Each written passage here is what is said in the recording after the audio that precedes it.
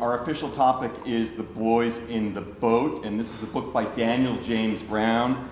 Subtitle is 9 Americans in Their Quest for Gold, the Epic Quest for Gold in the 1936 Berlin Olympics. It was published in 2013 to great acclaim and success. It was a #1 bestseller on the New York Times list, and it's tapped to be made as a movie by the Weinstein Company with Kenneth Branagh directing it. They're hoping it will be another Chariots of Fire, if you're old enough to remember that film. And this is terrific. It's a wonderful thing for the sport we all love. It's a terrific book. But as a professional writer myself, I am livid with jealousy. And I ask the question, how do you get to write a best-selling book about a sport that doesn't receive the recognition it deserves?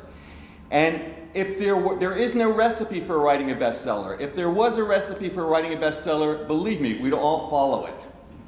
So I can't give you a scientific answer to that question, but let me try to give you at least some impressions as to what accounts for the book's success. So first of all, Daniel James Brown is a gifted storyteller, and he tells the story very well. He knows what to include and what to exclude. We'll have more about that in a moment. Secondly, the book is a classic story of a quest.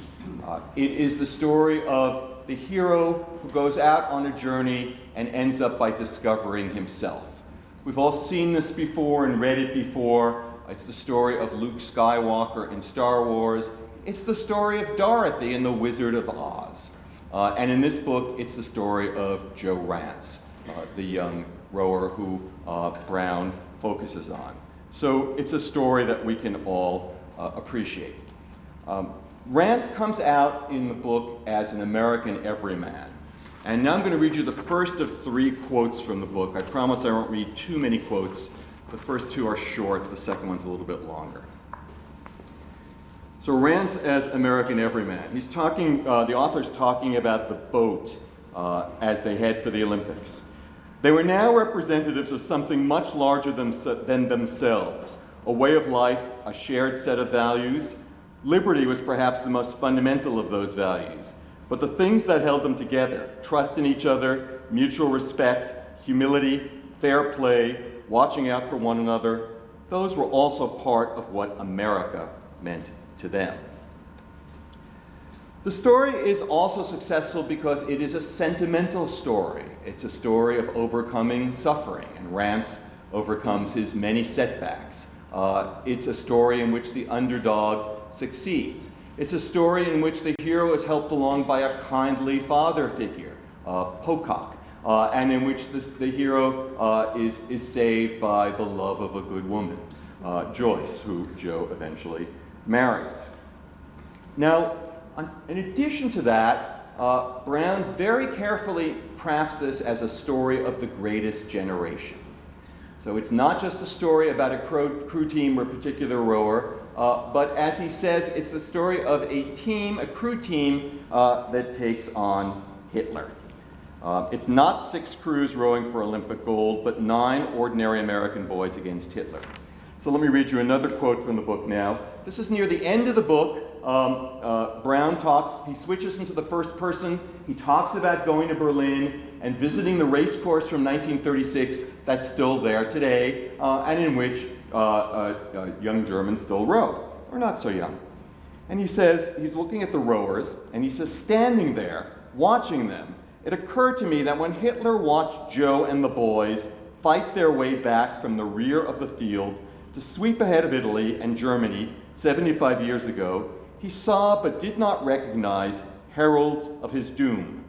He could not have known that one day hundreds of thousands of boys just like them, boys who shared their essential natures, decent and unassuming, not privileged or favored by anything in particular, just loyal, committed, and perseverant, would return to Germany dressed in olive drab, hunting him down. Now, in making it a story of these 9 young Americans against Hitler, he's careful not to make it another story. Now think about it. You're telling the story of a boat race. and there are 6 crews in the race, and you would think that, well, where do you start? You tell the reader about the 6 crews. But he doesn't do that. He tells the reader a lot about the American crew, but honestly, he doesn't tell you everything about the American crew. He focuses on a few rowers, particularly Joe Rance. Then he tells you about the English crew.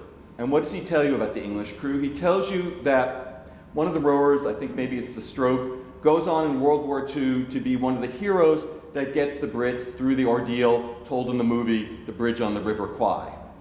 And the other thing he tells us about the English crew is that another of the rowers is the father of the actor Hugh Laurie, who played Dr. House on TV. I think his name is Ran Laurie. And that's about all he tells us about the English crew. But what about the German crew? Well, he tells us that many of the athletes for the Berlin Olympics were chosen because they were good Nazis, and they were chosen for political reasons. But not this crew. The German crew was chosen because they were a crew that had rowed together for a long time, and they were very good rowers. Wait a minute. That means that the German crews they're not really stained with the brush of the Nazis. They're just ordinary people like the Americans. But that's all he tells us. He doesn't tell us any more about them because he wants to focus our attention on Hitler, and he wants to tell the story of the Americans against Hitler. Not really fair to the German rowers, but it makes a very good story, and it's quite effective in the book. Now, of course, as you know, the 1936 Olympics are not any old Olympics. They're the Berlin Olympics, the Nazi Olympics. And it's not just that the Nazis are running the Olympics or that Hitler is using them for propaganda purposes. It's that the Nazis were really gifted propagandists. They were extraordinary propagandists, world-class so, not just through the Minister of Propaganda, Goebbels, but also through the person who emerges as the great cinematographer of the Third Reich, Leni Riefenstahl, the filmmaker. She had proved herself to Hitler through a film that she made about a Nuremberg party rally, The Triumph of the Will. And then she gets the commission, as it were, to make a movie about the 1936 Olympics. And Brown has some fun at Goebbels' expense at showing how jealous Goebbels is of her and the power that she has over the Fuhrer. Well, she does go on to make a movie, and I'm sorry to say it's a depressingly good movie. If you haven't seen it, it's worth seeing some of it. You could even see all of it because it is surprisingly, what shall I say, non-ideological. One of the things that's really great about the film is that she captures the rowing race, and the film has about a 4-minute clip of 2 rowing races, one in which Germany wins, it's the 4s, and then she has the 8s, of course, in which Germany loses. And she does everything she can to minimize that.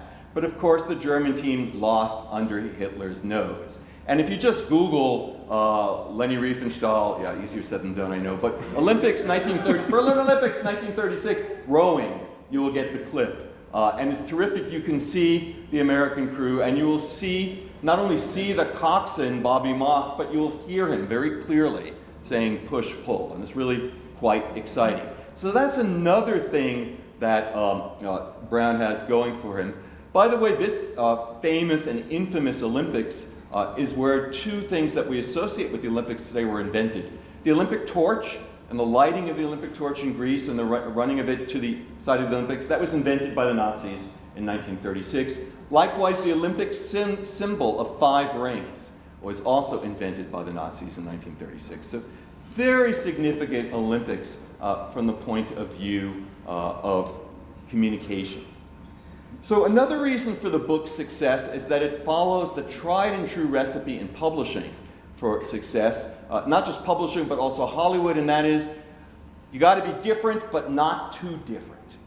And Boys in the Boat came after 3 successful books, in some cases very successful books, also about the Depression or the Greatest Generation. 2 of them were by Laura Hillenbrand.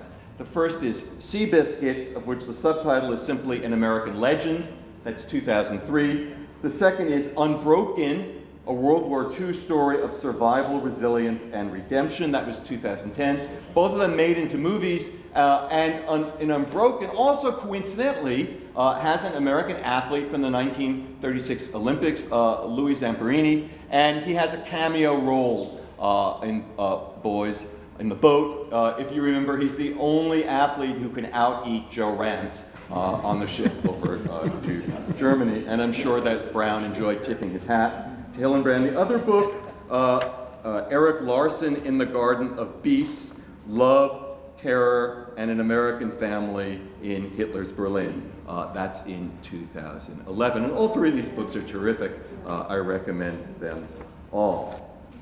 So, then we get to rowing, and one of the reasons for this book's success is that it appeals to a much wider audience than a rowing book might.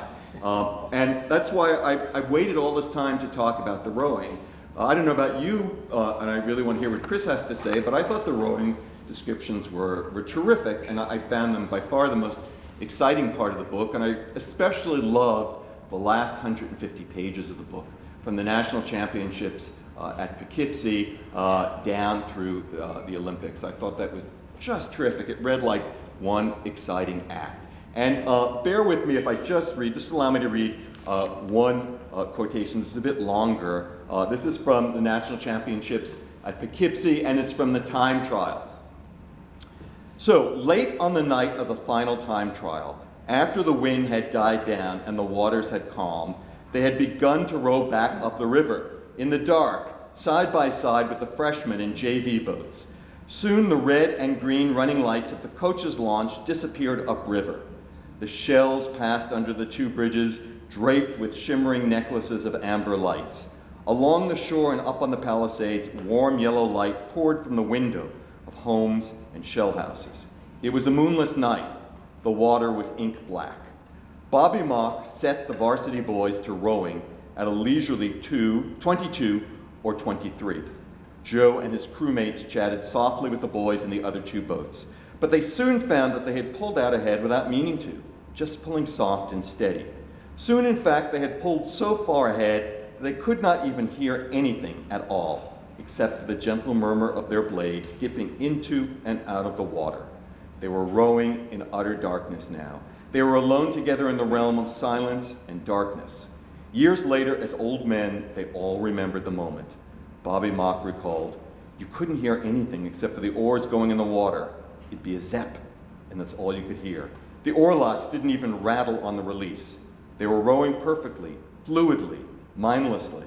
They were rowing as if on another plane, as if in a black void among the stars, just as Pocock had said they might. And it was beautiful." So, is there anything I don't like about the book? Well, I'm an academic, so I have to find something to criticize.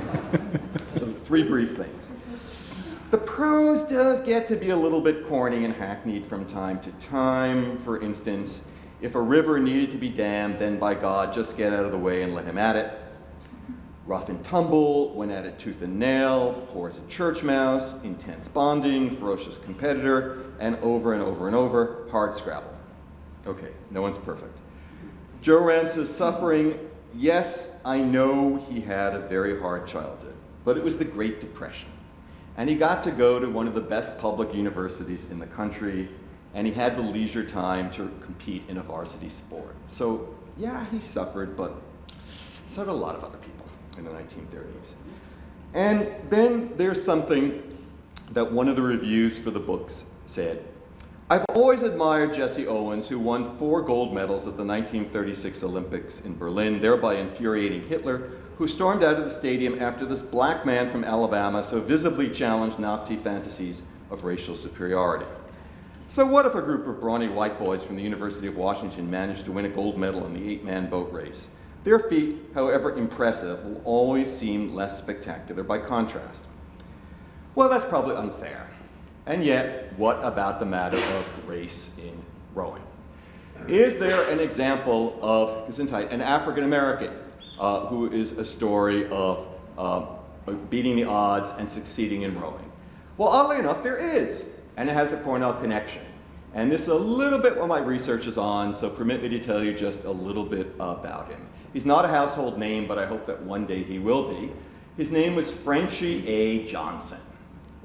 Frenchie A. Johnson was born a slave in Virginia in 1848 And in 1861, at the age of 13, he ran away from his plantation and went to Fortress Monroe. Fortress Monroe was a Union fort on the water in Virginia, on Hampton Roads, or near Hampton Roads. And it was where the Union Army was faced with a large number of runaway slaves in 1861. They didn't know what to do with them. So the general, who was an abolitionist or a sympathizer with abolition, decided that he could keep them, that he wasn't going to return them to their property owners because they were contraband of war. And soon tens of thousands of slaves ran off to Fortress Monroe. And Frenchy A. Johnson was one of them. At Fortress Monroe, he learned to read and write, and he joined the Navy. The American Navy was not segregated, unlike the Army. African Americans had always been in it. He joined the Navy, and there he is a gunner's assistant, carrying gunpowder, which was very dangerous, very bad for your lungs. It might be the reason the poor guy eventually had serious lung disease. In 1863, the Army is opened up to African Americans. He joins the Army and becomes a drummer boy. And he serves under General Edward Augustus Wilde, who was a very radical abolitionist.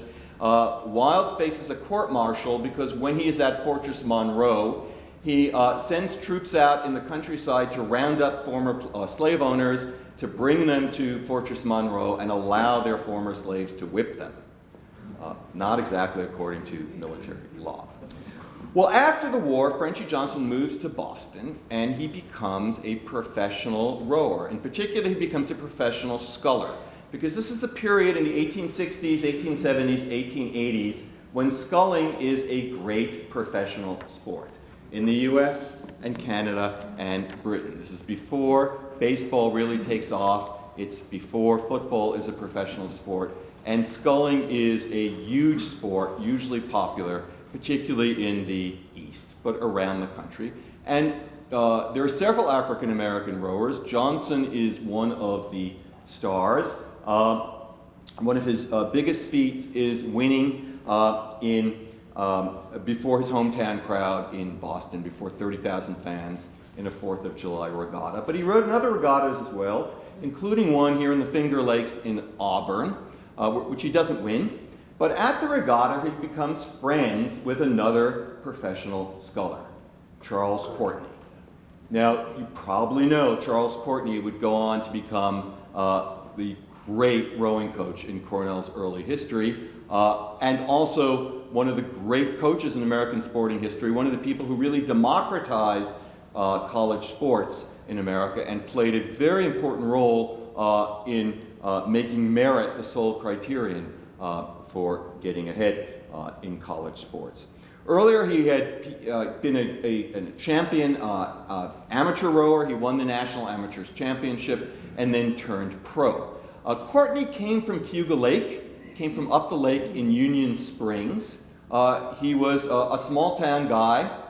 And in 1877, he became friends with Frenchy Johnson. He invited to visit him in his house on Union Springs. His house still exists, by the way. You can see it. It's a landmark. So does the house he lived in on Eddy Street in College Town. But there's not a landmark sign in front of that house. There, the two of them decided to become each other's manager and trainer. This was very common in professional sculling in those days. The scullers would train each other. Professional sculling is a great sport, only one problem with it, gambling. The real money in the sport was in gambling, and it was massively corrupt. And there were constantly charges of races being thrown. We have no way to judge whether these charges were true or not, but Courtney had a bad reputation as someone who had many mishaps and couldn't row at the last minute or whose races were thrown. So did Frenchy Johnson, though not as bad as Courtney. And things came to a head on October 16, 1879. Now, Courtney, as America's leading rower, was matched up against the leading Canadian rower, Ned Hanlon. They'd raced once already in Montreal, and Hanlon had won that race, but under suspicious circumstances. A riverboat blocked Courtney at a very inopportune moment late in the race. So this race in Lake Chautauqua was going to be crucial in deciding who really gets bragging rights. 3 days before the race, Frenchie, or so he afterwards said, was eavesdropping outside the boathouse, and he saw Courtney in a meeting with some of Hanlon's backers, and he overheard them asking Courtney to throw the race. He spoke to him afterwards and said, "Don't do it, you're going to win." And Courtney said, "I'm not going to do it." But the morning of the race, they woke up to something shocking. Both of Courtney's boats, his paper boats, his racing boat and his training boat, were both sawed through. And so he couldn't race. And Courtney said, "This is a crime. Someone's done this against me. I insist that you stop the race." Hanlon said, "Nothing doing. You're a cheater. You're a coward. You did it on purpose because you didn't want to row against me." So Hanlon raced. The Bitter Hops Company from Rochester that put up a $6,000 purse for the race refused to pay Hanlon because Courtney didn't race against him. The bets were called off, and the real money, hundreds of thousands of dollars, a lot of money in 1879, that was called off as well. Courtney and Hanlon were both ruined as professional scullers. Courtney and Frenchie. They never came back from it. And they raced again some, but the rumors bedeviled them.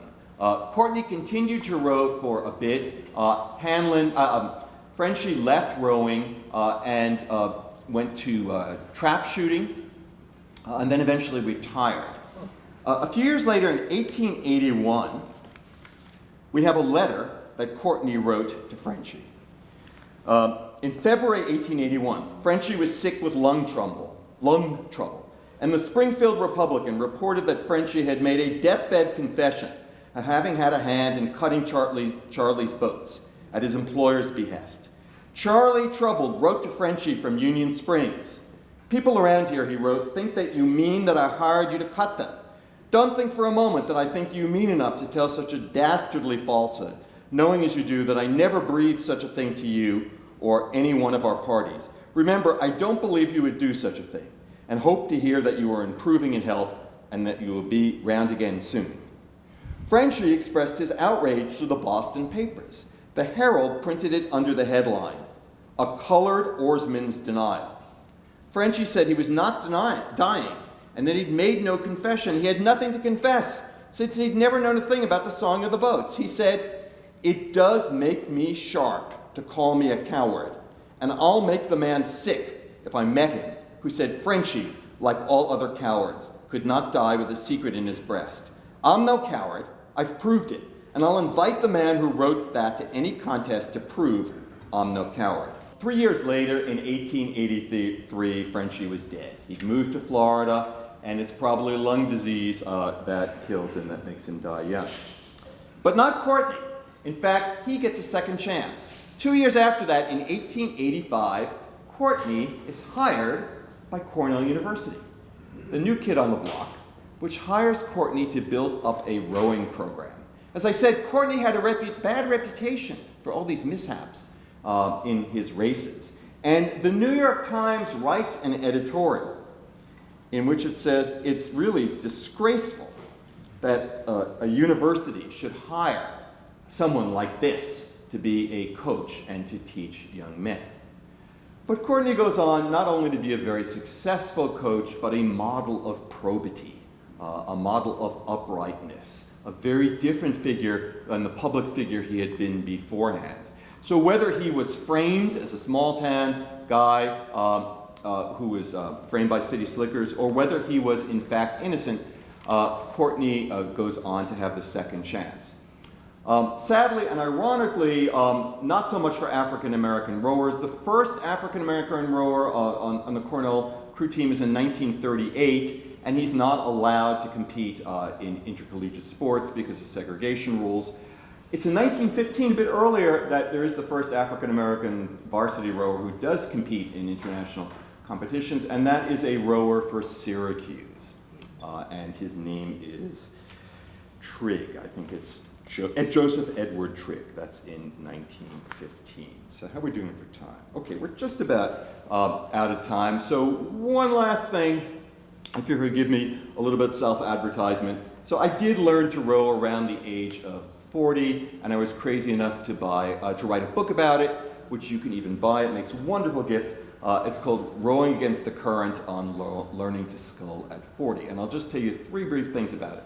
So I learned to row because I was writing about ancient navies, and I wanted to have some idea of what I was talking about. And so I took the Learn to Row class offered by the Cascadilla Boat Club here in Ithaca, and it is safe to say that I was the worst rower in the history of training in the sport.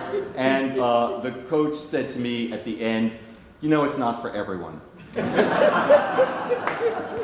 That did me in. I just wanted to prove him wrong. And I have been rowing, however, unsteadily ever since. 2 quotes from my book. Really brief, I promise you. Oh, the first I know by heart. It's called The Oars Gave Me Power, but They Taught Me Humility. An old friend of mine read that and said, "Are you kidding?" And the other quote is, "The single sculler, alone on the river at dawn, or spotlighted in his lane during a race, is the most romantic, the most quixotic figure in all rowing." Thank you.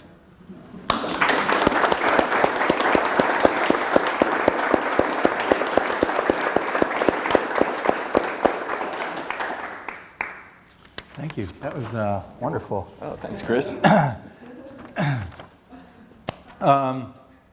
This time of year is when the cottonwoods bloom, and for some reason, the last 2 years, the cottonwoods have had like the most amazing blooms, and I'm heavily pharmaceuticalized here. So if I start to waver, Barry, there's a chocolate milk machine back there. Just administer that to me. Okay.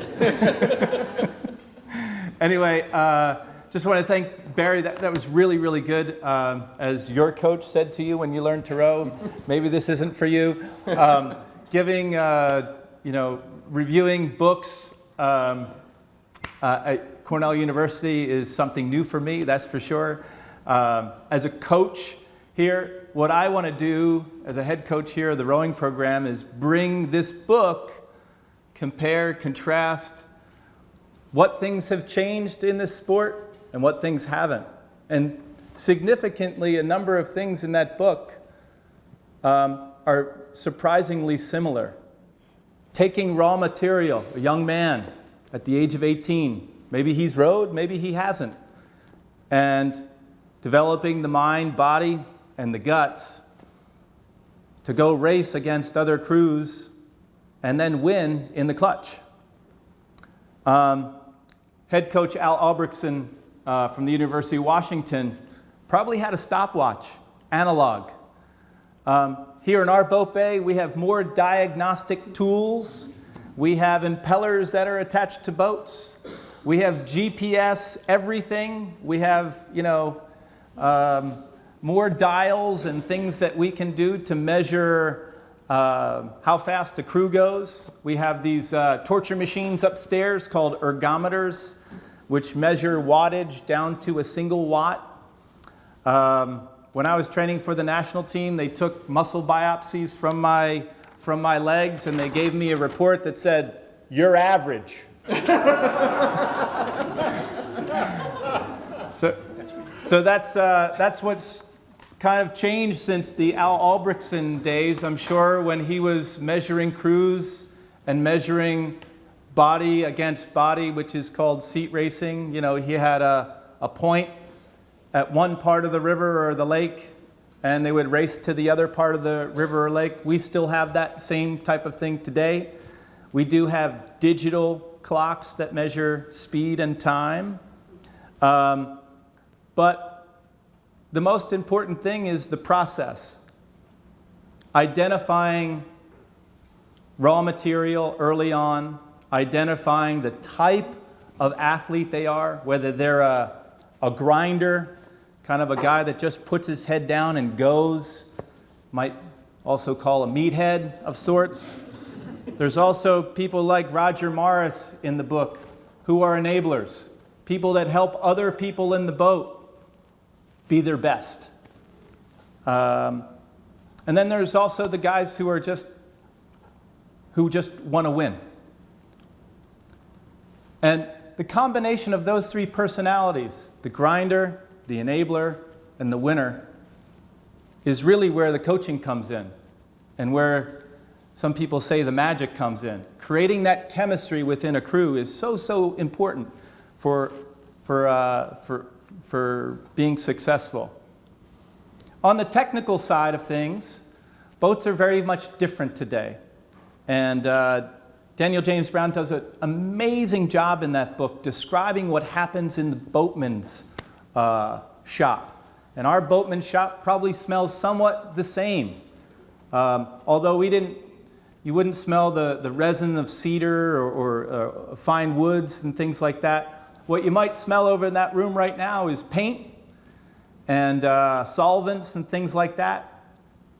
Boats are now made so similarly today, and the inputs, the carbon fiber, the whatever they do to make the boats, how they can make a boat within 1 pound. Every boat that comes out of some of these boat factories are within 1 pound of each other. Instead of using wood, we're using carbon fiber and significant other plastics and things like that allow boats to last a long time. Whereas the wooden boats of the past, if you put them on the train car or put them on the boat racks improperly, they might start to twist. Or if the humidity is too high in one part of the country, it may twist the boat or the input materials.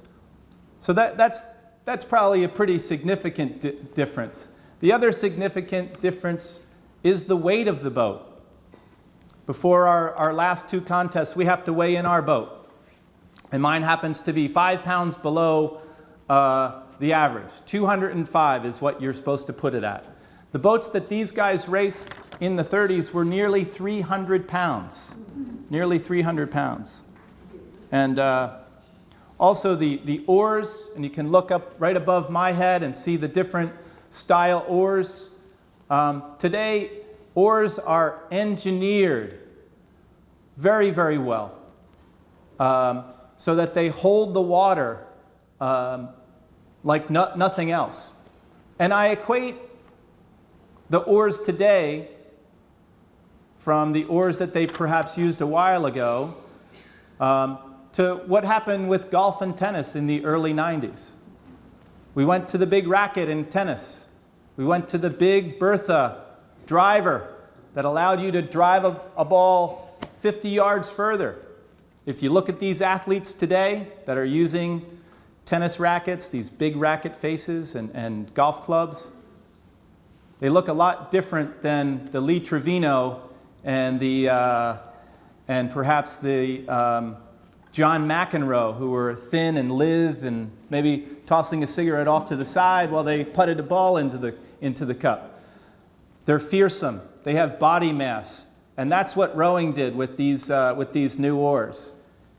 The sweet spot got bigger. The room for error got bigger, and what did that allow? More power, more strength, more body mass. If you go upstairs in our training room, there is a significant amount of iron and weights putting the body mass on the athletes. That's what it's about today. Some things that might be different or similar to modern day rowing and racing versus what was going on in the 30s is the rowing style. The rowing style, it's still very, very important that people do the same thing in the boat. That you have some sense of feel of the momentum or the acceleration of the oar handle. The transfer of weight. And if anybody has been in a boat or maybe hasn't been in a boat, it can be a scary thing for the first time. You've got a boat that can tip this way, it can tip this way. You've got these long oars that are over 2 meters long. It's a giant contraption that is very confusing, perhaps, for anybody who's not seen it. But when those forces connect, when bodies connect, when the weight transfer of the catch or the finish of a crew being able to transmit power, it's an amazing thing. I row 2 or 3 times a year myself, one at the head of the Charles, and I get in that boat, and boy, there is nothing like that feeling. It goes right through me. And that all of that orchestration, as they said in the book, I think Daniel James Brown said it was riding on a wing of a gossamer, on a goose. That poetic, that amazing. Today's rowing at the Olympic level, at our national level, is like being on a runaway freight train. Some of the guys come back and say, it's gone so fast, I can't even fathom it. While there's this harmonious action of bodies and minds, there's this sense of just absolute testosterone, and we can't give up the ship. So those are some of the characteristics of the differences. I think also Daniel James Brown does a really, really great job of describing the racing style of some of these crews. Crews that are great openers, crews that are great closers, crews that have these unabashed base rowing styles. I think he brings all of that very, very interesting thing that myself and the coaches here at Cornell use to evaluate or diagnose a crew.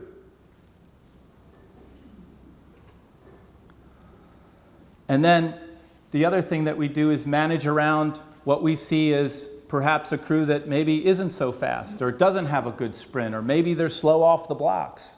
Those are the things that coaching is involved with today. They also talk about how important it is to maintain internal focus in the boat. And I heard my coxswain, as she's rowing up to the start line against Penn and Harvard during our first race, she said, "Mind and boat." And I said, "Kate's just read that book." That internal focus, controlling the controllables, whatever's happening in that boat next to you, you can't do anything about. But if a crew has that internal focus and they're really focused in on form and going their hardest, what happens is the trust begins. And that's where I feel that book in chapter 5, when Joe Rance's parents leave him on the farm, "Joe, we're gonna take off with the kids. You're gonna stay here with the farm and fend for yourself." And what's Joe's response? "Well, I guess I have to just rely on myself." And that became this outer shell. That became this almost impenetrable part of this man's soul and a part of his guts that he finally figured out after his last race.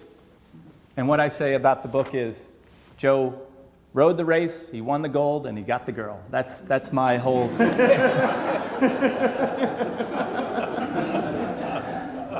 But this whole story and how George Pocock pulled this all apart and how this outer shell became part of Joe's kind of rally cry.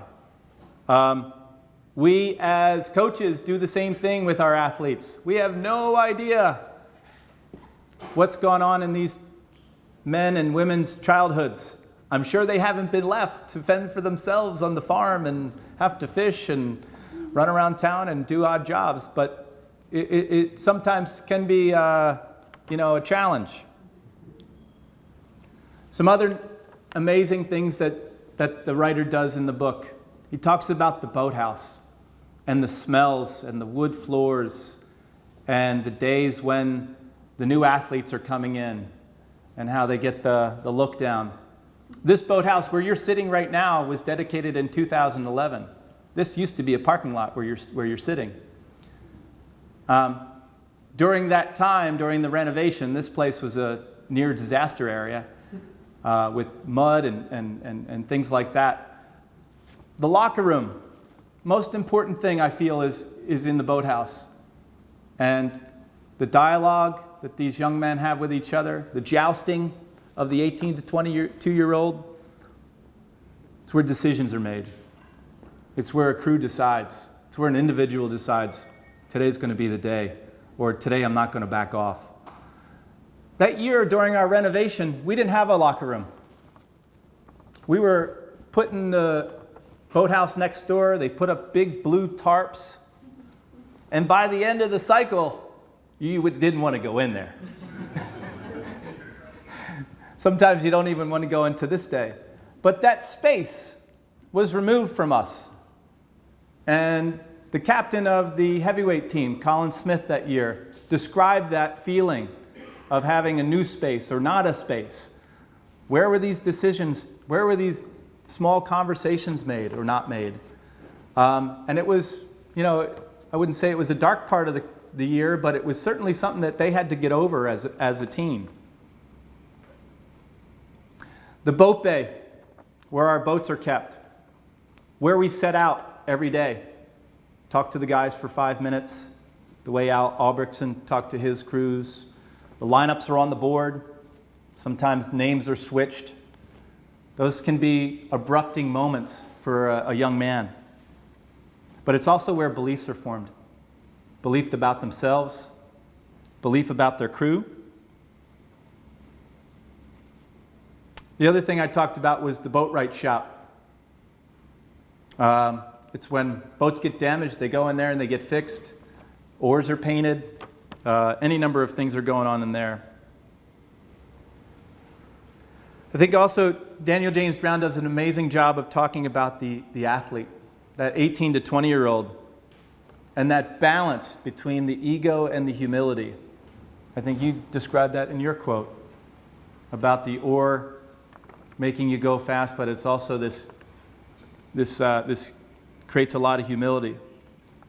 In a crew, that dynamic, the chemistry, the alpha dogs, perhaps the accommodators, the handlers, and then on top of it all, these young people are student athletes. They're aspiring for something in chemical engineering, pre-med, developmental sociology. We have no idea how much they slept the night before, if they have problem sets that were due that they forgot or slept through in the library. Those types of things are just amazing. And as I said, what I feel was the most moving was this guy, this personification of Joe Rance, this story that was told about a young man. Yes, he did have a pretty challenging childhood, but it was the relationship with George Yeoman Pocock when the coach says, "Why don't you go talk to George? Why don't you go talk to Mr. Pocock?" And George slowly started to pull apart the layers, slowly started to get to the core of this. And at the end, and during his whole college career, he was exceptional. Not all the time, but boy, this guy knew how to grind. I really felt in the introduction when the writer is talking about that cedar fence that Joe built. And I think Joe's sitting on his deathbed, and he notices this amazing cedar fence. Do you guys remember this part of it? And he said, where'd all that cedar come from? And Joe Rance points up 2,000 feet up the hill. I pulled every one of those timbers down. That to me just set the story in motion. But that also tells you a lot about what rowers do in a day or in a lifetime. Their workloads, the amount of work that they do here to go fast, and then what they're doing up on campus.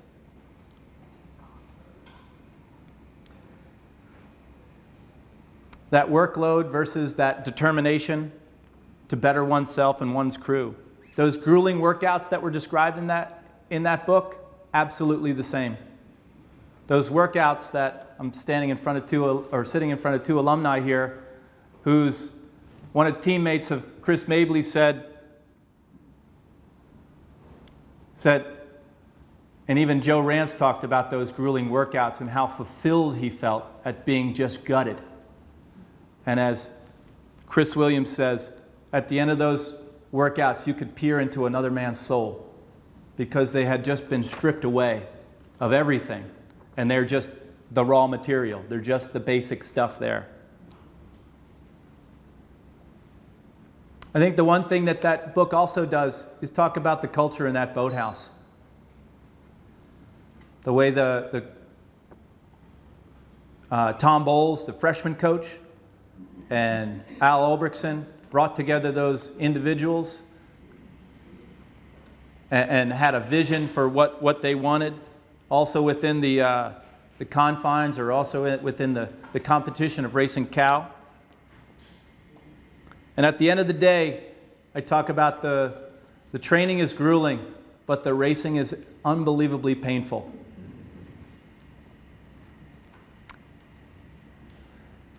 The last thing I want to talk about is this transformation that Joe Rance had during this whole book. It's something that I see every year when a senior graduates, that transformation that this sport does. And sure, they take classes, they read books, they write papers, they get better at writing, they get the internships. But where I see the transformation happen and the life changes happen is right here in the boat bays. When they come down in the middle of February and there's a pile of snow out in front of that door and they got to shovel their way into the boathouse. And then they have to work out. That is truly, for me as a head coach here, and what the writer and Al Albrechtsen, Tom Bowles, and all the coaches that they speak about in creating a crew, that is what's amazingly significant to me. And I want to thank you guys for coming today. And if you have any questions for Barry or myself, please, about the book or about modern day rowing, please feel free this time.